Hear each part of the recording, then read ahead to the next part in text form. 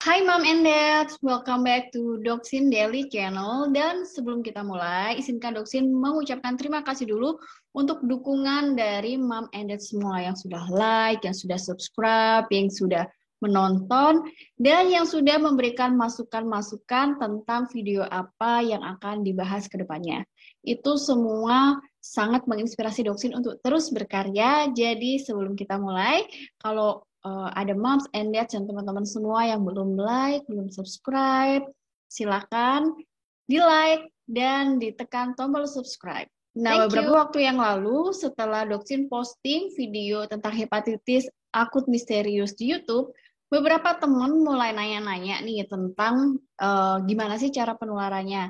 Yang meskipun pada waktu itu menurut Doksin itu sudah cukup jelas, ternyata ada beberapa hal itu yang kurang teknis bagi beberapa orang. Nah, meskipun sampai saat ini belum diketahui apa aja sih penyebab dari penyebab pastinya ya dari hepatitis akut misterius ini, akan tetapi paling tidak oleh Kemenkes itu diberikan dua himbauan mengenai penularannya. Yang pertama adalah penularan melalui udara dan yang kedua adalah penularan melalui saluran cerna. Nah, hari ini Doksin akan bagikan tips 9 langkah praktis mencegah hepatitis akut misterius yang bisa kita lakukan di kehidupan sehari-hari. Check it out!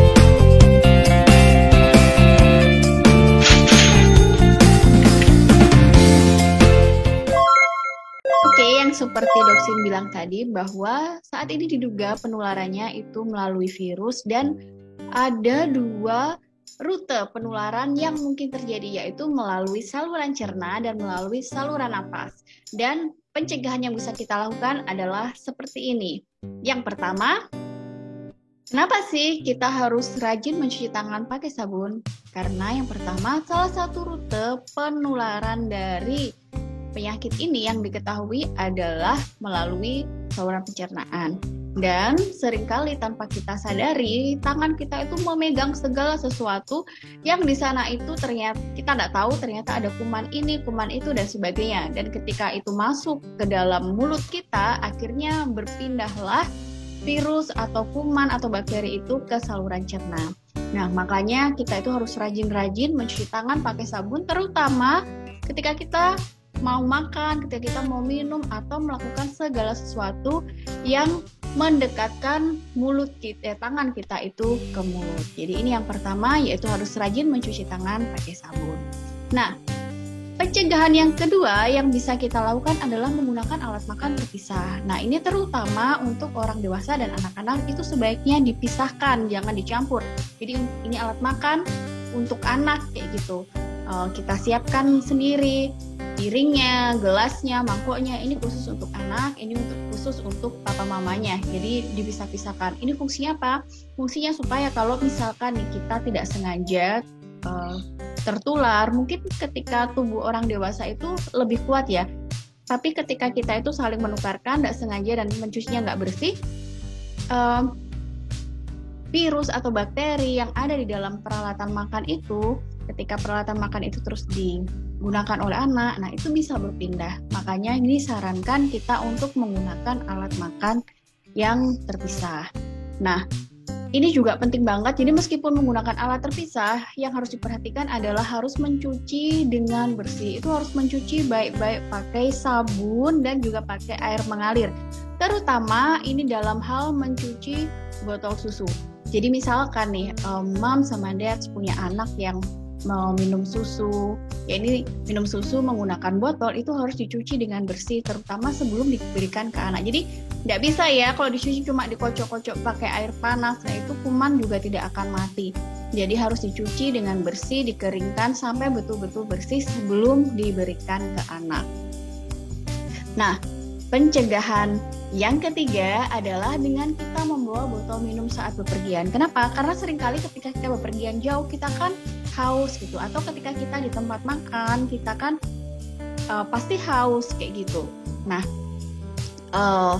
salah satu penularan dari penyakit ini adalah melalui rute pencernaan. Jadi alangkah baiknya kalau kita membawa perlengkapan makan, terutama minuman itu personal. Jadi supaya sewaktu-waktu kita mau minum, kita nggak perlu cari lagi, nggak perlu berhenti di warung atau nggak perlu berhenti di supermarket untuk beli minumannya. Udah kita bawa yang kita tahu sudah terjaga kebersihannya.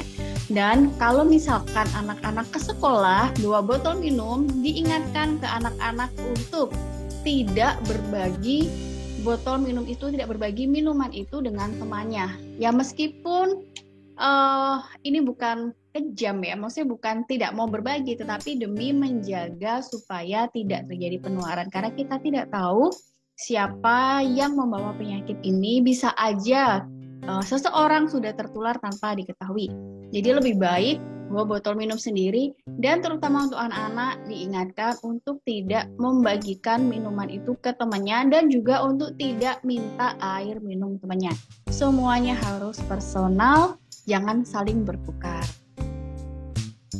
Nah, berikutnya adalah hanya konsumsi air bersih yang matang atau air mineral. Nah, beberapa waktu yang lalu tuh ada pertanyaan ke doksen tuh kayak gini.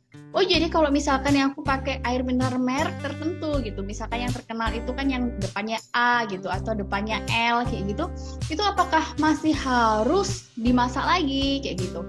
Sebenarnya tidak perlu dimasak lagi. Jadi kalau memang itu sumber air minumnya adalah air mineral, ya tidak perlu dimasak lagi kayak gitu. Kecuali kalau sumber air minumnya adalah air sumur.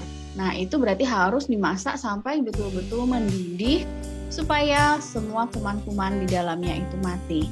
Jadi kalau memang sumber airnya itu dari air mineral, silakan langsung dikonsumsi. Nah, tetapi pengecualian kalau mau membuat susu untuk anak-anak. Nah, doksin sarankan kalau mau membuat susu untuk anak itu jangan pakai air hangat. Jadi maksudnya jangan kita ambil air, kemudian kita didih, kita panaskan sampai hangat, kemudian dikasihkan. Nah, itu bisa saja berpotensi banyak kuman-kuman di situ. Nah, tetapi doksin sarankan adalah kita untuk memberikan susu ke anak itu air itu betul-betul kita didihkan sampai betul-betul mendidih. Nah, tetapi kemudian kita dinginkan dulu kira-kira 15 menit sampai suhunya turun ke sekitar 70-an derajat, baru kita campurkan dengan susu. Itu lebih baik dalam hal pemberian atau penyajian susu untuk anak, karena dengan kita mendidihkan terlebih dahulu itu artinya kita memastikan bahwa kuman-kuman di dalamnya itu sudah mati. Nah, ini ya dididihkan dulu. Kemudian yang kelima adalah hanya mengkonsumsi makanan yang sudah matang. Nah, doksin tahu beberapa moms and dads di sini itu suka mengkonsumsi misalkan telur itu setengah matang, kan enak ya, creamy seperti itu. Tetapi di dalam masa KLB atau kejadian luar biasa seperti ini, di mana kita belum terlalu jelas rute penularannya atau dikeluarkan oleh apa, lebih baik sebagai upaya pencegahan kita hanya mengkonsumsi makanan yang sudah matang. Misalkan telur harus dimasak sampai betul-betul matang.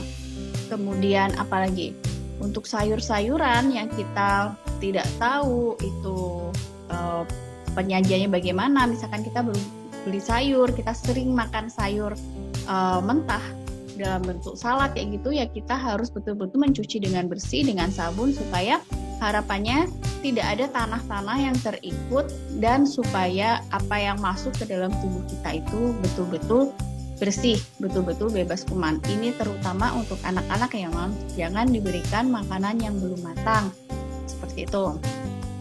Nah, yang keenam adalah memasak sendiri lebih baik kayak gitu. Ini doksin nggak menyarankan untuk mam nggak boleh beli di luar kayak gitu, tetapi akan lebih baik apabila memasak sendiri. Nah, ketika kita memasak sendiri, kita tahu bagaimana kita menghandling makanan tersebut. Kita tahu mencucinya gimana, kita tahu bahwa kita mencuci tangan dulu sebelum pegang bawang, sebelum pegang sayur, itu kita tahu semuanya, dan kita bisa memastikan bahwa semuanya bersih. Nah, kita tidak tahu apakah kalau kita beli makanan itu akan sebersih kita gitu. Tapi kecuali moms and dad sudah tahu bahwa di tempat A ini mereka bersih penyajiannya, yang nggak apa-apa gitu.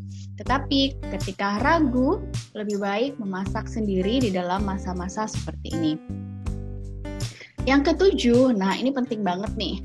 Biasanya mom and dad itu suka bawa anak-anak untuk jenguk. Misalkan ada keluarga yang sakit, neneknya sakit, kakeknya sakit gitu. Apalagi sekarang ini ya sudah mulai longgar di rumah sakit, sudah boleh dikunjungi kayak gitu. Nah, disarankan jangan bawa anak-anak ketika menjenguk orang sakit. Kenapa? Karena anak-anak itu biasanya mereka nggak tahu, mereka pegang semuanya.